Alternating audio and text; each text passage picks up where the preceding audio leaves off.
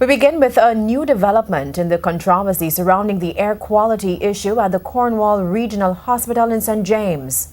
The Nurses Association of Jamaica, NAJ, says it is considering the possibility of legal action for its members who have been affected by the air quality crisis. NAJ President Carmen Johnson provided data showing the effects of the noxious fumes on nurses working at the Type A health facility. TVJ Shamela Mitchell reports. It's what President of the Nurses Association of Jamaica, Carmen Johnson, described as a medical emergency following the number of nurses who have fallen ill at Cornwall Regional Hospital in St. James, which is why the NAJ is now planning the drastic move. Legal action is one of the issues we have been discussing with our members at Cornwall Regional Hospital.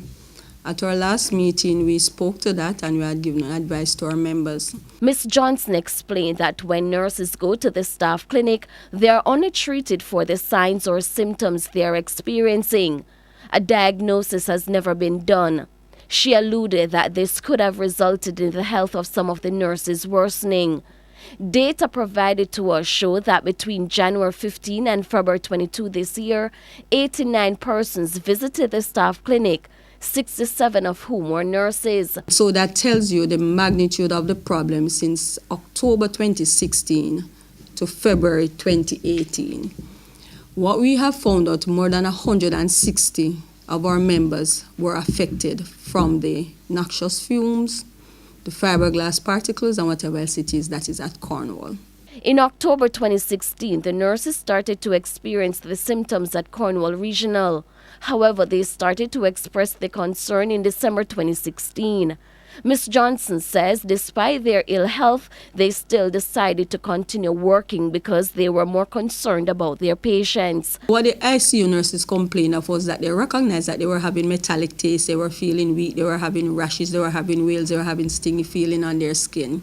But the patients who came to the ICU, who normally with certain conditions would have come out of the ICU in a shorter period of time, they recognized that they were in the ICU for longer periods, and so they had a concern. And it's not just nurses and patients who are being affected.